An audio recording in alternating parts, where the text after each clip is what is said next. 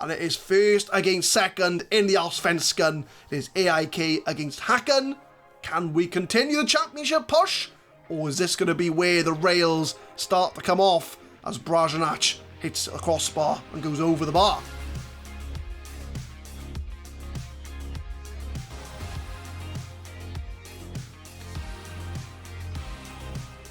What's happening, guys? My name is Adam. I am a Super Swan. I welcome to Club 3, Episode 6 of the FM20 Campus to Champions. We are still top of the league, and we are top of the league by 9 points ahead of our closest rivals, who are now BK Hacken. So the season's going very, very well, and it's surprisingly well. Well, we have had the mid-season transfer window come and go, and one man has helped us propel us not only to the top of the league, but with a good 9-point gap as well. And his name, as you can probably tell who I'm going to say if I can get into my squad screen, if I know what button to press, is Mr. Glenn Green. Where is he on my list? There, he's about 3/4 of the way down. Glenn Green, we had him at Glentoran last year. He's now come into the club, and in the 7 games since he's appeared, he has scored 4 goals, 3 assists, and a 7.51 average rating. He's been primarily playing the left-hand side because Froling's picked up an injury, so Glenn Green's had an early start to his EIK career, and now he is a goal-scoring machine for AIK, and he's got started life very, very well in Stockholm. So yeah, Glenn Green, he's absolutely smashing it right now. And if I show the league games since you last left us, we have the 2 games against Hammarby and Helsingborgs. So we had a bit of a friendly just to sort of get the fitness back, because we've been off, June we had off.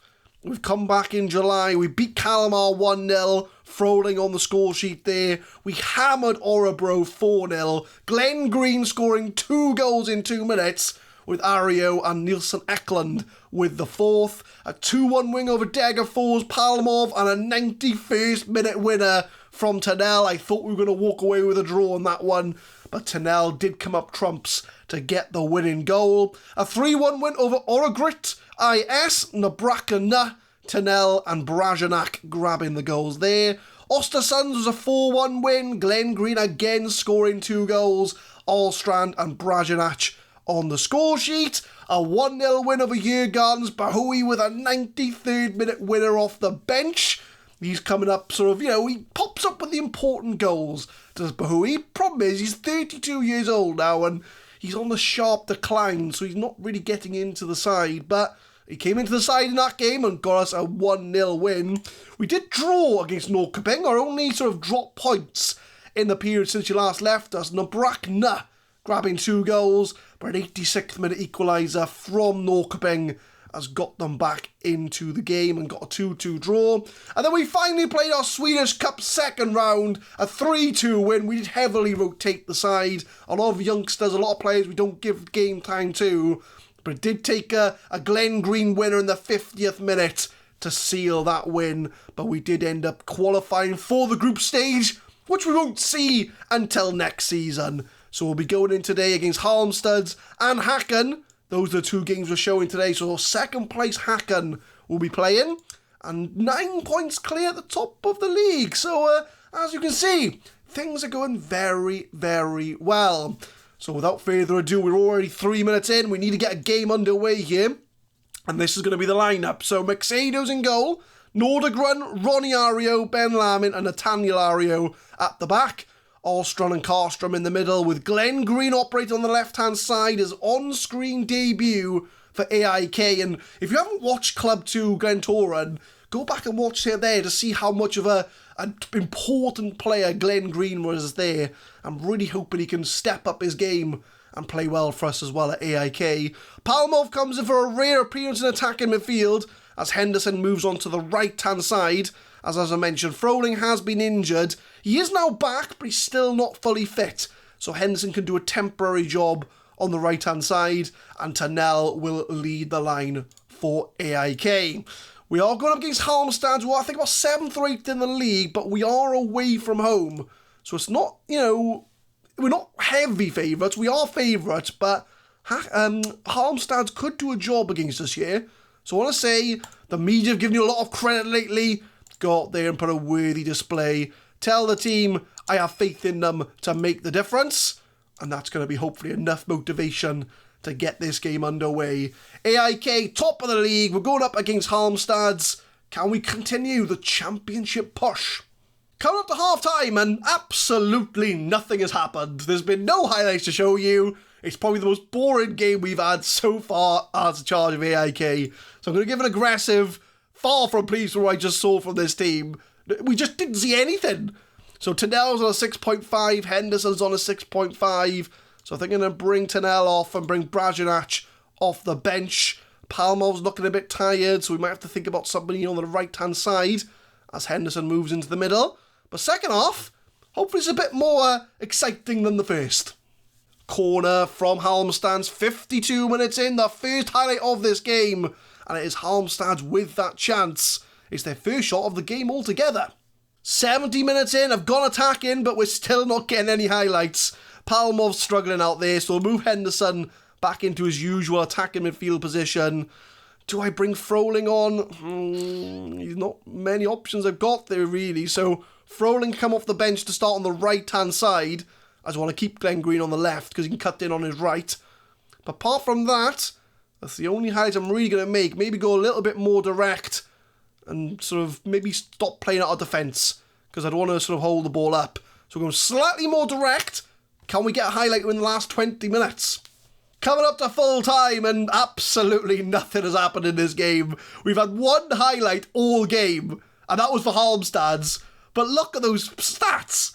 18 shots, 10 on target, 62% possession. There was one highlight all game. So the most boring game of football I've probably showed on this channel. So I'm going to give it aggressive. You were not good enough. Because, like I say, you just didn't do anything for 90 minutes.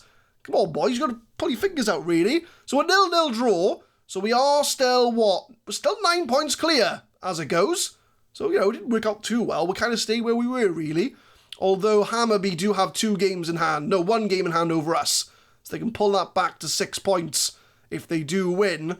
So they will have a chance to close that gap as AIK missed the chance to win.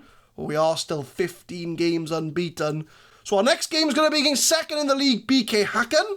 Hopefully it'll be a little bit more exciting than the first game. Only a few changes for the Hacken game. We're keeping pretty much the midfielders and defenders the same. Froling's fit enough to make the left-hand side. Nabrakna comes back from suspension to be on the right-hand side. And Brajanac is going to lead the line up front, which means Tannell and Glenn Green do drop to the bench. But they're there to make an impact if we need them to. Because Glenn Green's on 82%. He's looking a bit tired, right? He's a youngster. He needs to be given time to rest. So we're going to give Hacken and AIK, we're going to get the game underway. And hopefully, like I say, it's just, a bit more of an exciting game than the last one. Because we had one highlight all game. So I'm going to give an assertive, I want you to be better than the last match. Where's that one? Keep our good run going? No, not really. I wouldn't say that's what I wanted to say, but we'll tell them I have faith in them to make the difference. That seems to do the trick, and it is first against second in the Allsvenskan. It is AIK against Hacken. Can we continue the championship push, or is this going to be where the rails start to come off as Brajanac hits a crossbar and goes over the bar?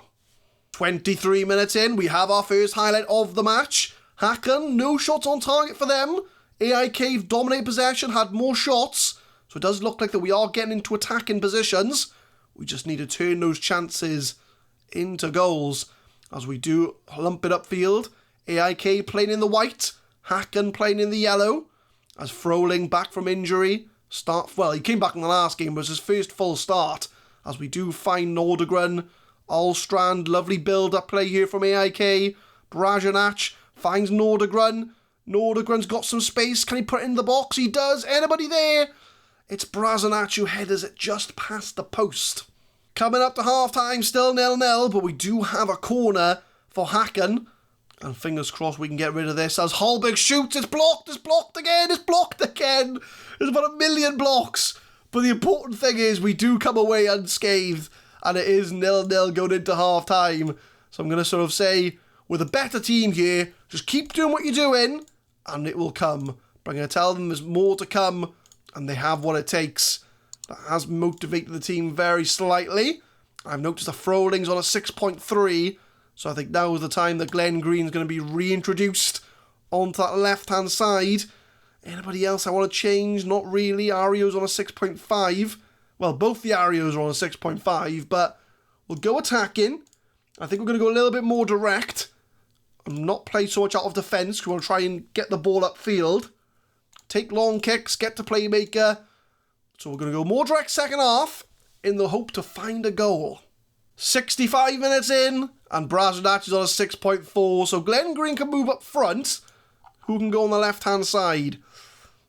We have Alstrand can go on the left-hand side, and then we'll bring on Nilsson Eklund and swap them two over. There we go. So a bit janky changes, but it'll have to do, as we're not playing very well this episode. We're 65 minutes into this episode, we still haven't had a single goal to report. Goal kick for Hacken as Abramson bangs it upfield, gets it to Nilsson, beats our defender, but he does play it back, and it is Hacken now here on the ball. And like I say, we've not been playing that well over these last two games. Not many highlights to speak of. It's like we're creating shots, because the last game we had like 18 shots, but just nothing of substance. As Henderson finds Glenn Green. Glenn Green to Nordegren. Karlstrom now in the middle. He's got lots of options to choose from, but he does choose Nordegren on the left, who plays it back inside. Nilsson Eklund takes a shot. A man from our youth academy. Couldn't find the target. 83 minutes in, still 0-0. Glenn Green's now on a 6.4, so whoever we put up front, they're just not getting the service. They're not putting chances away. But it does look like Ario's on a 62%, so I'm going to bring Sundergren on for him, as he is looking a bit tired, as is Nordegren, to be fair. But we're going to go more direct. We're going to go extremely direct. We're going to shoot on sight. We're going drastic, boys. We're going to distribute quickly, throw our defenders forward. We're going desperate in the hope to find a goal, to try and at least get a goal in this episode. That would be great. 88 minutes as Hacken from the free kick in the box. It's a free header. Is offside. Not going to count. And that's the closest thing we've seen to a goal all episode. And it is an own goal, not own goal, a disallowed goal from the opposition. We've gone so attacking, you could have a free header.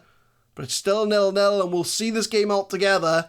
And going into full time, we've had 2 0-0s. So no goals to report today, which makes my life a lot easier editing it, but not the most best of performances. So I'm going to give an aggressive.